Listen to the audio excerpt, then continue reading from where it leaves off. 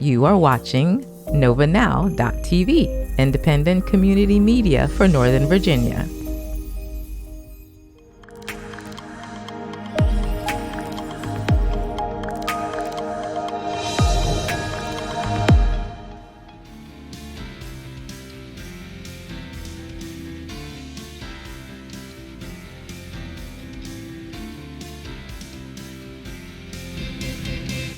Good afternoon. My name is Ian Pryor. I'm the Executive Director of Fight for Schools. Here we are again, discussing serious issues of neglect of duty and incompetence at Loudoun County Public Schools. But before we begin, I want to make clear who has not neglected their duty in the issues we are here to discuss. The Loudoun County Sheriff's Office. Based on the information that we have seen, they played it by the book, despite once again being given a bad hand by this incompetent school system. By this incompetent school system. For almost 2 years, parents in this county have been fighting to get the Loudoun County School Board to focus on what is in the best interests of the students.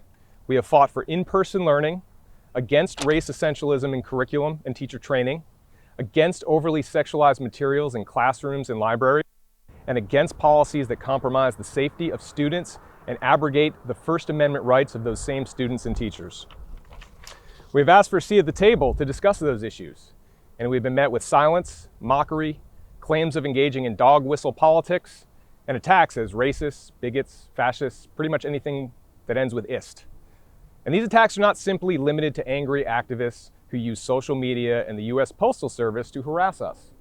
They have come from some members of the Loudoun County School Board and even a member of the Loudoun County Board of Supervisors. They've tried to fight fire with fire, but as parents, the fire to look out for the best interests of our children will flame on long after these public officials have moved on. So instead of putting out those flames with water, with negotiation, compromise, and finding a middle ground, they only made us more determined. And since we couldn't get a seat at their table to discuss the education of our children beyond 1 minute every 2 weeks, we have become an effective and much needed watchdog. What we watched unfold this week was horrifying. Here's what we know. Facts. On May 28th, an incident occurred at Stonebridge High School. It was described on social media at the time as an angry dad in the administration office. Turns out it was an angry dad. He was there and angry because he was called by his wife after a boy allegedly sexually assaulted his daughter in a bathroom. The police were called, and there was an investigation that led to charges being filed against the alleged assailant. Final adjudication has not yet occurred, but is expected soon. Facts. On June 15th, the Loudoun County Democrat Committee announced on social media that it would be busing people in for a rally for the Loudoun County School Board meeting on June 22nd, where proposed policy 8040, which would allow boys to use girls' bathrooms, would be debated and potentially passed. The announcement listed the time of the rally at 3:30 p.m. This seemed odd to parents who typically speak at school board meetings. The second school board meeting of the month, which this was, is typically at 6:30 p.m. Facts. LCPS routinely announces the meeting and opens sign up for public comment at 8 a.m. on the Friday before the school board meeting. On Thursday, June 17th, LCPS opened up signups for public comment at 8 a.m. and informed the public that the meeting would be at 4 p.m. The result was that most of the first 20 speakers at the June 22nd meeting were overwhelmingly in support of proposed policy 8040. Further, for the first time, the school board turned the cameras away from the speakers. Facts.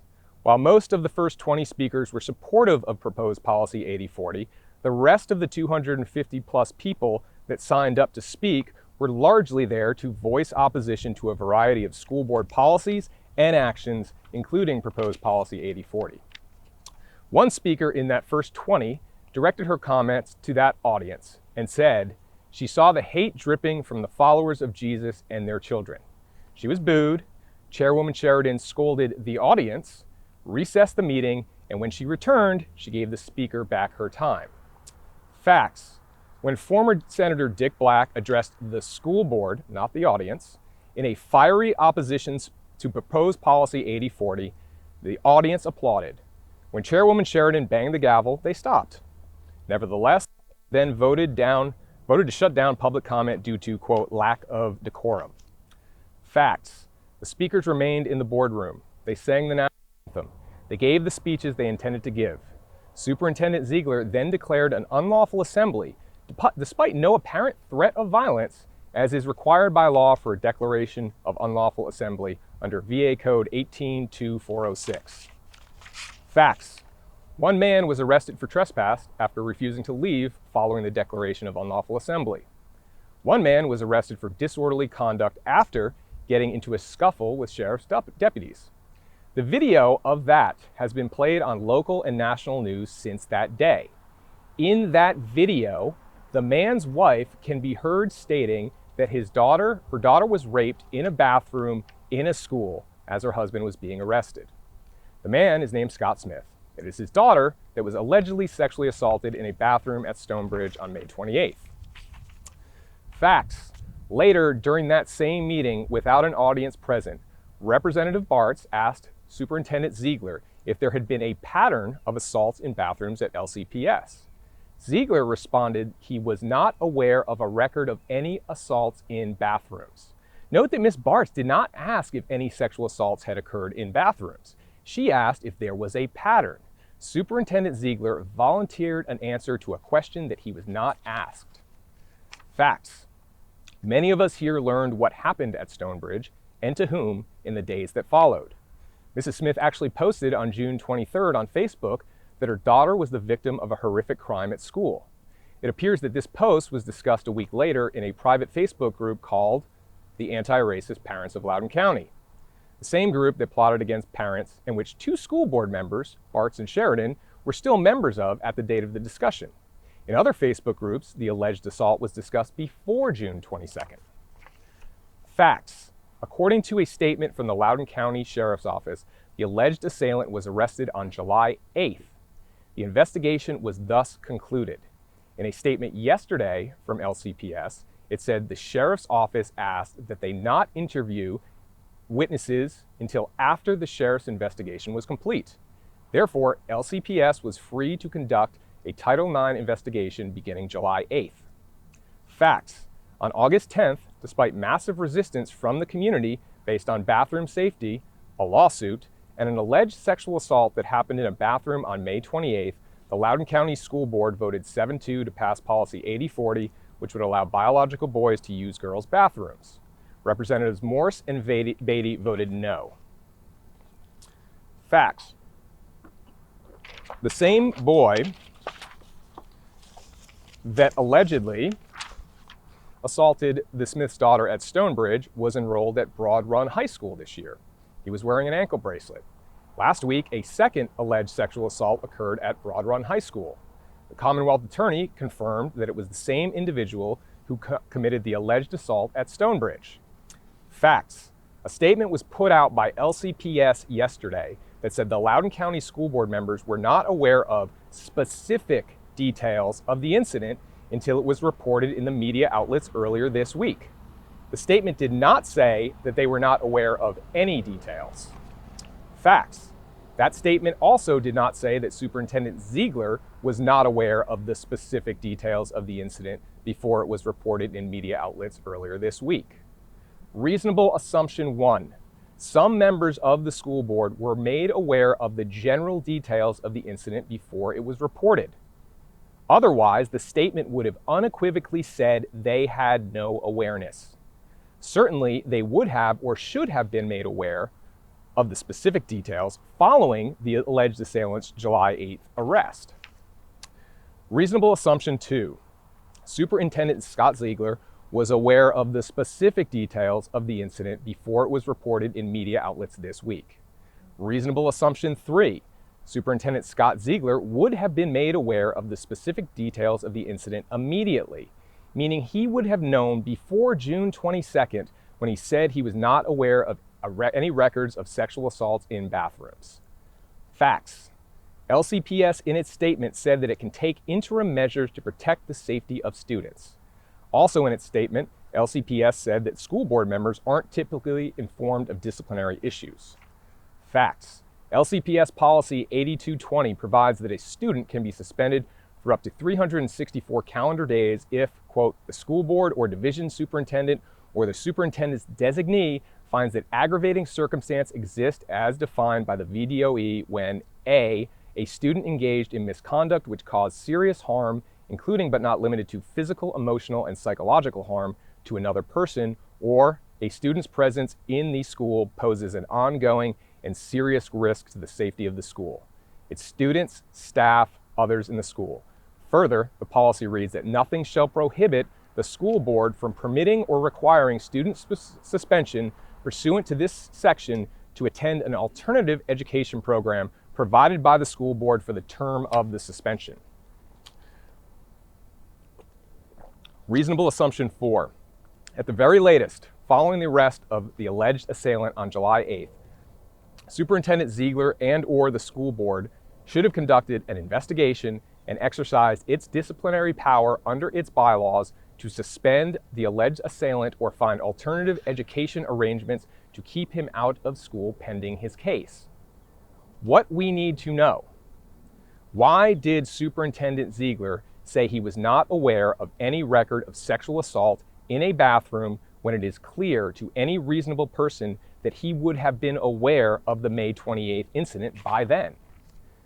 Which school board members became generally aware of the details of the incident, and when did they become aware?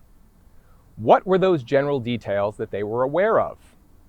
Why did the superintendent or school board not suspend the alleged assailant after July 8th when he was arrested? Why was the public not made aware prior to the August 10th vote on Policy 8040 of at least the basic fact that an individual had been arrested on July 8th for allegations of sexual assault in a bathroom? LCPS claims that the sheriff's office asked that it not interview students until it was done with its investigation. Assuming this is true, the sheriff's office concluded its investigation on July 8th.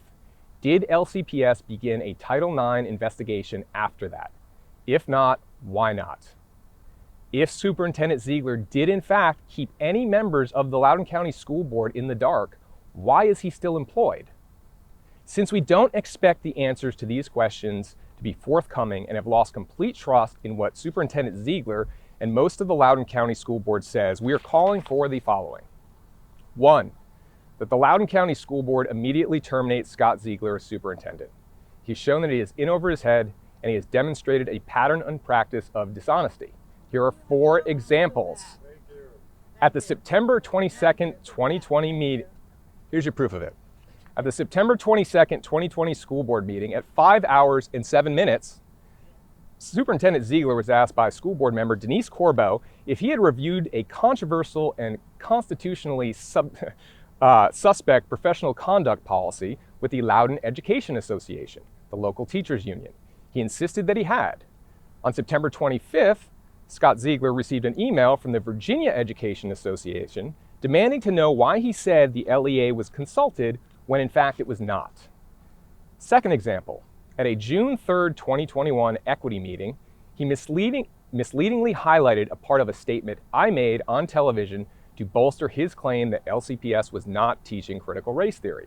He said, Ian Pryor stated on May 19th on WJLA TV, quote, "Nobody is saying Loudoun County Public Schools or any other schools are teaching critical race theory 101 like they would teach physics or chemistry," end quote. That was not the end of the quote from the full WJLA interview. The full quote was, "Nobody is saying Loudoun County Public Schools or any other schools are teaching critical race theory 101 like they would teach physics or chemistry, but it is a broad lens that is implemented through how teachers are trained and how those trained teachers teach our children, which is to view America, to view our institutions, to view our culture, traditions, and language, all based on systemic racism." Example number 3. In an interview with Cheryl Atkinson for Full Measure, which aired earlier this month, Superintendent Ziegler was asked to comment on the private Facebook group that was plotting against parents, the anti-racist parents of Loudoun County. Ziegler said, "I'm not familiar with that group."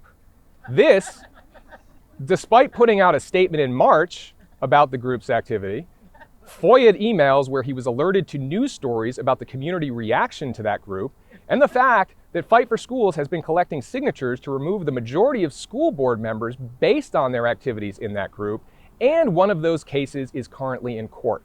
But he's not familiar with that group. Final example. Superintendent Ziegler continues to deny the use of critical race theory in LCPS, despite the fact that former Superintendent Eric Williams said in an email last year to a constituent, quote, "While LCPS has not adopted CRT, some of the principles related to race as a social construct and the sharing of stories of racism, radicalized oppression, etc., that we are encouraging through the action plan to combat systemic racism in some of our professional learning modules and our use of instructional resources on the social justice standards do align with the ideology of CRT." Meanwhile, Superintendent Ziegler has continued to accuse parents of spreading misinformation on the utilization of CRT concepts in teacher trainings and in the classroom. While those false statements should be enough to terminate his employment, his false statement on June 22nd and his failure to keep an alleged assailant out of school are far worse and merit immediate termination. Request number 2, that any member of the Loudoun County School Board that had at least general knowledge of the May 28th incident, yet still pushed through a vote on policy 8040 before the criminal case had concluded and a conviction potentially could be made public pursuant to applicable law, should resign. Request number 3, that the remainder of the Loudoun County School Board hire an independent law firm to conduct an independent investigation with a report to be made public into how the system failed in this instance and any other instances that the public is not aware of, and recommendations for improvement in the system. LCPS paid the Equity Collaborative $500,000 to do an investigation, recommendations, and report on systemic racism. Certainly they can commission one to investigate whether there is a systemic failure to protect students from sexual abuse. And finally, given that the Department of Justice is very interested in the comings and goings of Loudoun County, we ask that Attorney General Merrick Garland order Assistant Attorney General Kristen Clark of the Civil Rights Department, as well as the United States Attorney for the Eastern District of Virginia, to open Title IX investigations into Loudoun County Public Schools. Thank you.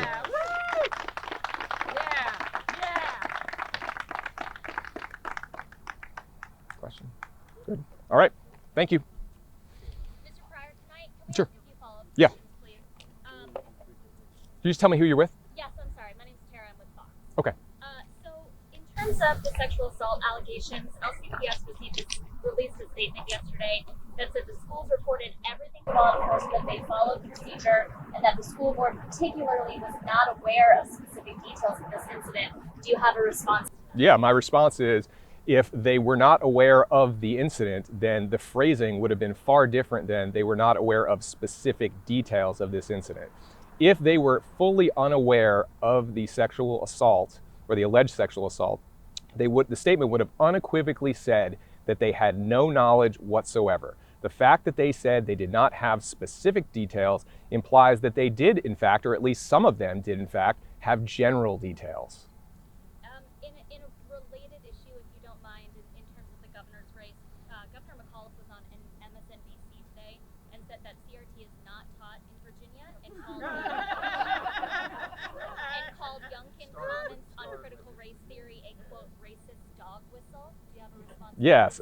Again, it's the same quote I gave to WJLA, which was misrepresented by Superintendent Ziegler. No one is saying that courses are taught on CRT, like Critical Race Theory 101.